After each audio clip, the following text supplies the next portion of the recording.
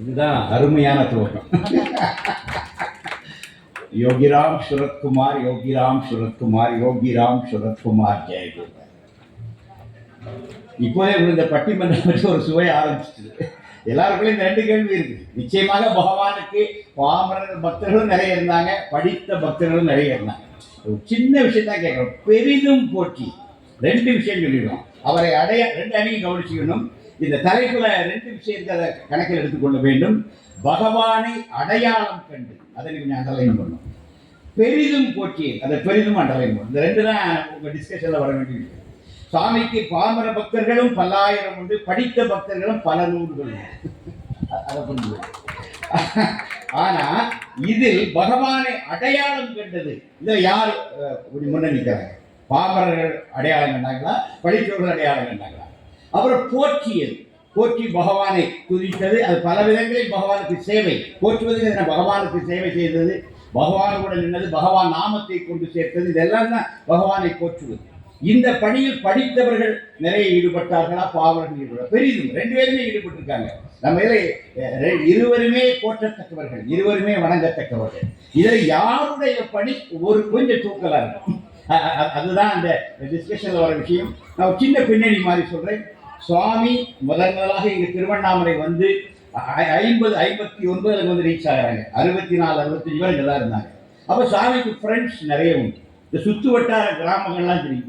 சாமிக்கு திருவண்ணாமலை மட்டும் இல்லை, சுற்று வட்டார கிராமங்கள் எல்லாம் தொடர்பு உண்டு. பின்னாடி ஆசிரமம் வந்து சில ஊர்ல இருந்து மக்கள் வருவாங்க. சுவாமி அவங்கெல்லாம் இந்த பிச்சைக்காரனுக்கு ஒரு காலத்துல சாப்பாடு போட்டாங்க, அவங்க எல்லாம் சாப்பிட்டு போய் சொல்லுங்க. எனக்கு தெரியும், இன்ஸ்ட்ரக்ஷனே உண்டு. நம்ம செல்வராஜ் எல்லாம் சொல்லியிருந்தாரு, இந்த ஊர்ல வந்துச்சுன்னா பிச்சைக்காரருக்கு சொல்லணும் செல்வராஜ்.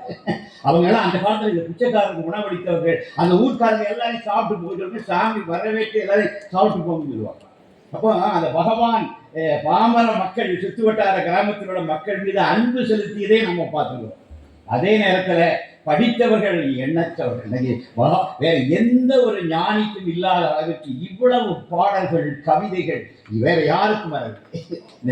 கம்பேர் பண்ணக்கூடாது, எல்லா ஞானிகளும் மதிக்கத்தக்கவர்கள் தான். ஆனால் நான் பார்த்ததுல தமிழ் கண்ட குமரனாக திகழ்வது பகவான் யோகிராம் சுரத்குமார்.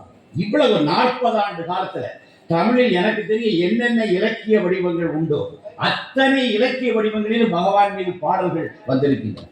இது யாருக்கும் வரல, எந்த ஒரு ஞானிக்கும் இவ்வளவு பெரிய விஷயம் வரல. அதுல பாத்தீங்கன்னா வந்தவங்க எல்லாம் பாத்தீங்கன்னா அசந்தர்நாதர், தமிழுடைய ஜெயின்ஸ், பெரியசாமி தூரன் சாதாரண ஆளா? தமிழுக்கு கலை சொல் அகராது, என்சைக்ளோபீடியா தமிழுக்கு முதல் உருவாக்குனது அவர். பத்மபூஷன் அவரு சுவாமிக்கு வந்து அது எந்த காலத்துல, அந்த புன்னை மரத்தடியில் இருந்த காலத்துல, எந்த வசதியும் இல்லாத காலத்துல புன்னை மரத்தடியில் அமர்ந்து அவரை பார்த்து எழுதிய பாடல்கள். அந்த பாடல்களே அந்த புன்னை மரம் தான் ரொம்ப வரும். பெரியசாமி தூரன். டாக்டர் தேப்போமி 14 மொழியில பேசி மாற்றம் பெற்றவர், பயங்கரமான ஆடு. எங்களுடைய மதுரை பல்கலைக்கழகத்தினுடைய முதல் துணைவேந்தர், மிகப்பெரிய அறிவாள், அறிவினுடைய உச்சம், இன்டலெக்ட். அவர் பகவான்கிட்ட வந்து சரண்டர்.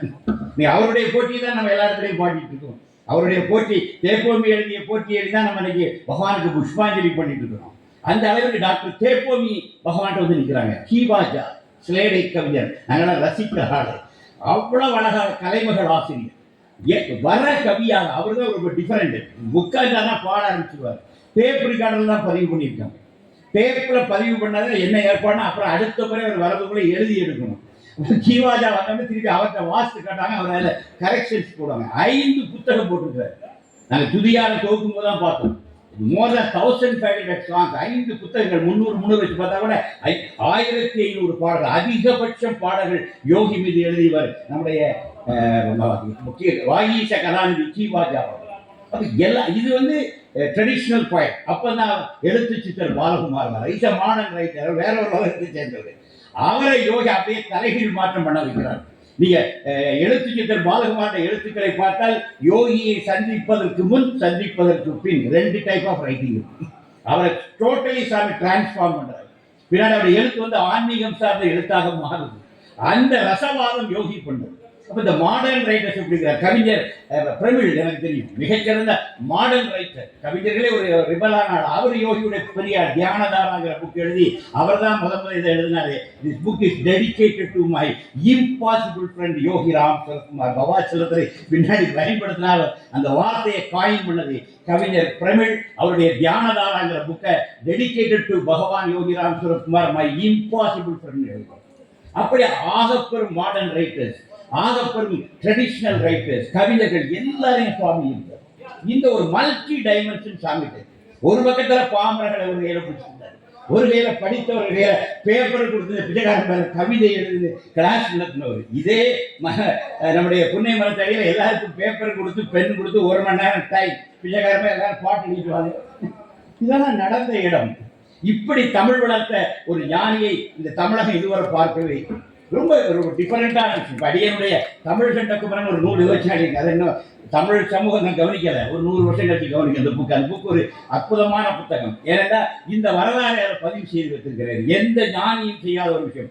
தமிழை சாமி பக்தி இலக்கியத்தை எப்படி வளர்த்து கொண்டு போயிருக்கிறார், அதை அந்த புத்தகம் கம்ப்ளீட்டா டீல் பண்ணது. அப்படி பார்க்கும்போது சுவாமிகிட்ட இருவேறு விதமான பக்தர்களும் பாமரர்களும் படித்தவர்களும் பகவானை கொண்டாடி இருக்கிறார்கள். இருவரை அவர் ஈர்த்திருக்கிறார்கள், இருவரும் அவருக்கு சேவை செய்திருக்கிறார்கள்.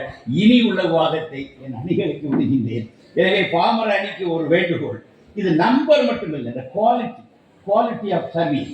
ஒரு பாமரனுடைய பக்தி, ஒரு படித்தவனுடைய பக்தி, பாமரனுடைய பக்திக்கு ஒரு எக்ஸ்ட்ரா மார்க் உண்டு. ஏன்னா அந்த குவாலிட்டி அது பாமரனுடைய பக்தியா இருக்கிறது. படித்தவர்கிட்ட இன்னொன்று உண்டு, என்னன்னா அந்த பக்தியை அவன் வெளியிடுற விதத்துல உங்களை அடிக்க முடியாது. உங்களுக்கான அழகு அங்கே இருக்கு. எனவே ஸ்கோப் 2 பக்கத்திலையும் நிறையவே இருக்கின்றது. எனவே முதன்முதலாக பாமரர்களே பகவான் அணியின் சார்பாக நம்முடைய தமிழ் செம்மல் ஓசூரை சேர்ந்த கவிஞர் முருககுமரன் அவர்களை அன்போடு அழைக்கின்றோம். 15 மணிக்கு